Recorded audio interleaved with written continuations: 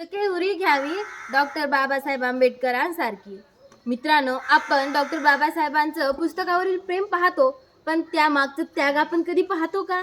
तसंच मित्रांनो, आज आपण डॉक्टर बाबासाहेब आंबेडकर यांच्या जयंतीनिमित्त आपण त्यांची विचार देवाणघेवाण करण्यासाठी इथे बसलो आहोत. तर तुम्ही मला इथे बोलण्याची संधी दिली म्हणून मी सर्वप्रथम तुमचे फार फार आभार मानते. आणि मला माहीत नाही मी त्या संधीचं सोनं करू शकेल की नाही, पण तरी मी ट्राय करते.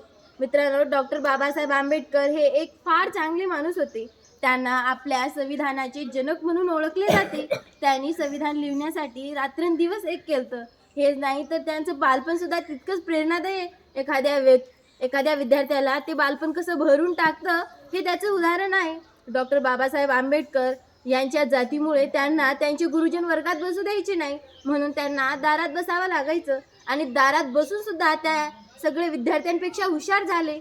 त्यांच्याकडे कोणी मित्र नव्हते, पण त्यांनी पुस्तकांना आपले गुरु मानले.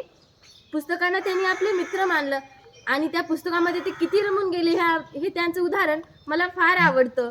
त्यांच्या लहानपणीच्या प्रत्येक गोष्टी आपल्याला प्रेरणा देण्यासारख्या आहेत. त्यांनी पुस्तकांमध्ये सर्वस्व ओतलं आणि त्या पुस्तकांमधूनच ते आपल्याला घडले. तसंच मित्रांनो, एक मोठा माणूस पुस्तकांमधून घडू शकतो, तर आपण सुद्धा तशी पुस्तके वाचलीच पाहिजेत. त्यांनी वेगवेगळ्या देशांमध्ये जाऊन आपलं शिक्षण पूर्ण केलं आणि एक माणूस जन्मातही विचार करू शकत नाही इतक्या साऱ्या डिग्र्या त्यांनी मिळवल्या. हे आपल्यासाठी अभिमानाची गोष्ट आहे. ते मित्रांनो, ते म्हणतात ना, आपला महाराष्ट्र हा शाहू फुले आंबेडकरांचा महाराष्ट्र आहे, याचा आपल्याला अभिमान आहे. म्हणून आपल्या या महाराष्ट्रामध्ये इतका उच्च आणि श्रेणाचा माणूस जन्माला आला, हे आपल्यासाठी अभिमानाचं आहे. त्यांच्या जीवनामधले प्रत्येक प्रसंग आपल्याला भावुक करण्यासारखे आहेत. त्यांनी एक पत्नी न करता 2 पत्नी केल्या आणि त्या पाठीमागचं कारण काय हे सुद्धा आपल्याला प्रेरणादायी ठरतं. त्यांना त्यामधून एक नवीन प्रेरणा निर्माण झाली आणि त्यांनी म्हणजे ते इतके त्या पुस्तकामध्ये रमून गेले की ते 18 तास अभ्यास करत बसायचे. आणि संविधान लिहित असताना त्यांनी रात्रंदिवस एक केलं. त्यांना जेवायचं सुद्धा भान नव्हतं, इतके ते एकाग्र झाले होते. तसंच मित्रांनो, आपण कोणत्याही गोष्टीमध्ये एकाग्र झाल्याशिवाय आपल्याला ती गोष्ट यशस्वी करता येत नाही. ह्यांना त्यावेळी प्रत्येक माणसं येड्यात काढायचे. मित्रांनो, ते म्हणतात ना, वेड्यात काढलेली माणसं पुस्तकाच्या दड्यात सापडतात. तेच आज हे माणूस आपल्या सगळ्यांच्या तोंडावर आहे. त्यांनी आपल्या देशांमध्ये नाही तर वेगवेगळ्या देशांमध्ये आपलं स्थान मिळवलं आहे. हवा वेगाने नव्हती तर हवेपेक्षा त्याचा वेग होता. अन्यायाविरुद्ध लढण्याचा इरादा त्याचा नेक होता. असा रमाईंचा भीमा लाखात नाही तर जगात एक होता.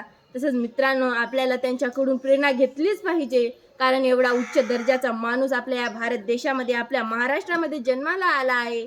आज सगळ्यांच्या तोंडावर त्यांचं नाव का आहे? आज ते इतके मोठे का झाले? जे सगळ्या महाराष्ट्रामध्ये, सगळ्या भारत देशामध्ये प्रत्येक शाळेमध्ये त्यांची जयंती इतक्या उत्साहाने साजरी केली जात आहे. तसं ते सुद्धा आपल्यासारखे एक माणूसच होते, पण त्यांनी जिद्द ठेवली, त्यामुळेच ते आज यशस्वी झाले आहे. त्यांनी चवदार तळ्याचं पाणी कसं असतं हे त्यांनी आपल्याला सांगितलं. या सगळ्या गोष्टी त्यांच्या एक प्रेरणादायी आहेत. म्हणून आपण त्यांच्याकडून जिद्द घेतलीच पाहिजे आणि त्यासारखी पुस्तके वाचलीच पाहिजेत, कारण त्या पुस्तकामधून आपल्याला नवीन काहीतरी कळतं.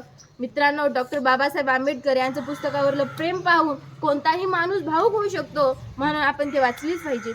त्यांच्या जीवनावरचे प्रत्येक प्रसंग आपण आपल्या मनामध्ये कोरून ठेवले पाहिजेत, कारण त्यांचा जीवन प्रवास इतका प्रेरणादायी आहे. त्यांनी वेगवेगळ्या डिग्री मिळवल्या, पण त्याचा कधीही अभिमान त्यांनी बाळगला नाही.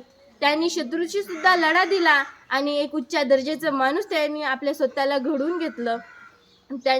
त्यांच्या आईवडिलांना नको होतं, त्यांनी पुढचं शिक्षण घ्यावं असं त्यांच्या आईवडिलांची इच्छा नव्हती, पण त्यांनी त्यावर विरोध करता पुढचं शिक्षण घेतलं. अशी आपल्यामध्ये सुद्धा जिद्द असली पाहिजे. आपण सुद्धा ते शिक्षण पूर्ण करण्याची आपण आपल्यामध्ये म्हणजे इच्छा ठेवली पाहिजे. जसं की कल्याणीने म्हणलं की एकदा जर माणूस दारू प्यायला लागला की त्याला सतत ते प्यावंसंच वाटतं. तसंच आपण जर पुस्तक वाचायला लागलो तर सतत ते आपल्याला वाचावंसंच वाटतं. म्हणून आपण एक गोष्ट जर केली तर ती आपल्याला परत करावीशी वाटते, म्हणून आपण ते सुद्धा केलं पाहिजे. आणि विद्यार्थी जीवन आपलं फार सुंदर आहे. डॉक्टर बाबासाहेब आंबेडकरांनी म्हटलं आहे की विद्यार्थी जीवनामध्ये आपण खूप सारे प्रयत्न केले पाहिजेत आणि त्यानुसार आपण ज्ञानाचा भंडार आपला वाढवला पाहिजे.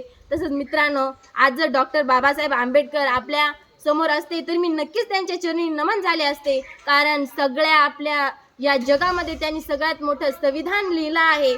त्यामध्ये कितीतरी कलम आणि विचारपूर्वक ते लिहिलं आहे. मसुदा समितीचे अध्यक्ष एवढे महान पुरुष होते, त्याचा मला सार्थ अभिमान आहे. आणि ते आपल्या भारत देशामध्ये, आपल्या महाराष्ट्रामध्ये जन्माला आले, याचा मला सार्थ अभिमान आहे. धन्यवाद.